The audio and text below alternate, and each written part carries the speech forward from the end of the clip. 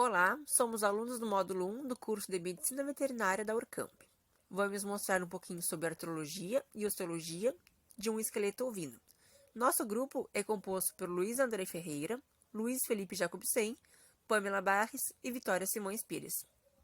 A anatomia dos animais se tornou pré-requisito para a prática veterinária, na forma de ensino independente e objeto de pesquisa. Anatomia é o ramo da morfologia voltado para a forma, estrutura, topografia e interação funcional dos tecidos e órgãos que compõem o corpo. O esqueleto é composto por elementos isolados, como os ossos, cartilagens, ligamentos e as articulações, formando assim o sistema esquelético. Osteologia é o estudo da combinação dos ossos que formam o esqueleto de diversas espécies animais, sendo compostos de tecido ósseo, endósteo e periósteo, medula óssea, vasos sanguíneos e nervos.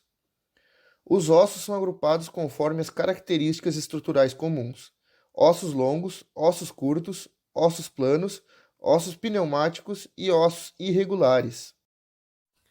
Este esqueleto ovino foi limpo e montado para ser utilizado para fins didáticos.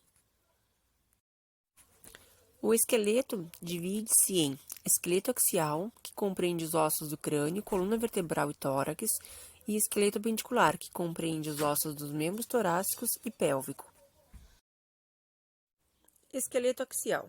Os animais jovens apresentam junções cartilaginosas nos ossos do crânio, no qual ossificam com o tempo e tornam-se suturas. Os ossos do crânio são, na maioria deles, ossos chatos. Os ossos planos, que envolvem cavidades de ar, são os ossos pneumáticos. Coluna vertebral. A coluna vertebral é composta de uma série de ossos ímpares, as vértebras. Esses ossos são classificados como ossos curtos e apresentam um corpo, arco e processos. A coluna vertebral é dividida em 5 regiões: vértebras cervicais, vértebras torácicas, vértebras lombares, vértebras sacrais e vértebras caudais. Entre vértebras adjacentes, existem discos invertebrais cartilaginosos. A união do crânio com a coluna vertebral ocorre entre o occipital e o atlas, pela articulação atlanto-occipital. Essa articulação é do tipo elipsoidea devido ao tipo de movimento e é seguida pela articulação atlanto-axial, que ocorre entre o atlas e o axis e apresenta uma articulação trocoide. O atlas e o axis são, respectivamente, a primeira e a segunda vértebras cervicais. Elas são as únicas que recebem nomes específicos. As vértebras nos ruminantes são distribuídas da seguinte forma: cervicais são 7, torácicas são 13, lombares de 6 a 7, vértebras sacras 4 e vértebras caudais de 16 a 18. As costelas formam as paredes laterais do tórax ósseo, e normalmente o número dos pares de costela é o mesmo de vértebras torácicas. Elas podem ser ligadas ao externo, denominadas de costelas externais, ou não conectadas ao externo, denominadas de asternais. Algumas espécies ainda podem apresentar um par de costelas que não se liga ao externo, denominadas de flutuantes. Esqueleto apendicular. Membros torácicos. O membro torácico não apresenta conexão óssea verdadeira com o tórax, sendo mantida por numerosos músculos e ligamentos denominada de sinsarcose. Entre a escápula e o húmero, existe a articulação do ombro, ou humeral, que funciona como uma articulação em dobradiça, tendo os principais movimentos flexão e extensão. A articulação do cotovelo é uma articulação composta, formada pelo húmero, ulna e o rádio. Está classificada como uma articulação em dobradiça ou gínglimo. A articulação radio-ulnar ocorre entre o rádio e a ulna. É classificado como uma sincondrose nos ruminantes, sofrem ossificação com a idade. Articulações da mão. A articulação antiobrachiocarpal é uma articulação composta que ocorre entre o rádio, a ulna e a fileira proximal dos ossos do carpo. A articulação médio-carpal está entre as fileiras proximal e distal dos ossos do carpo. A articulação intercarpal ocorre entre os ossos individuais do carpo de cada fileira. A articulação carpo-metacarpal ocorre entre os ossos distal do carpo e os ossos metacarpais. Articulações falângicas dos ruminantes.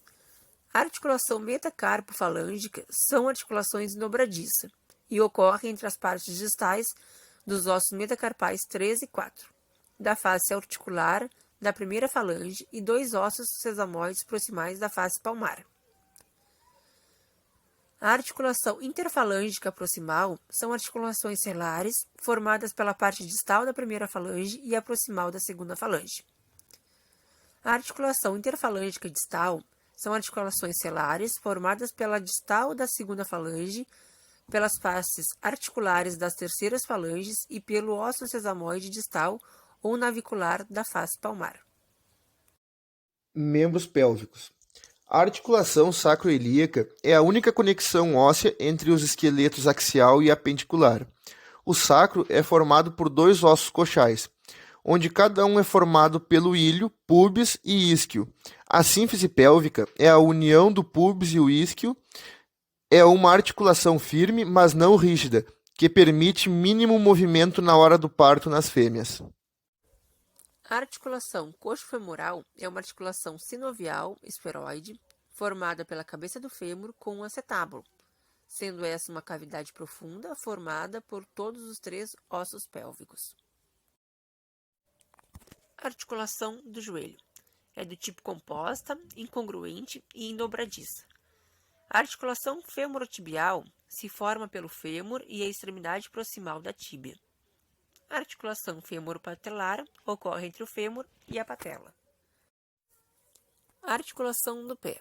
A articulação tarso-crural é formada entre o talos e a extremidade distal da tíbia e entre o calcâneo e a extremidade distal da fíbula. A articulação intertarsal distal é formada pelo osso central do tarso e pelos pequenos ossos do tarso. A articulação tarso-metatarsal ocorre entre os ossos tarsais com os ossos metatarsais. As articulações do metatarso e dos dedos são semelhantes às articulações correspondentes do membro torácico. O conhecimento de anatomia não é um fim em si, mas um pré-requisito para o sucesso da prática médica.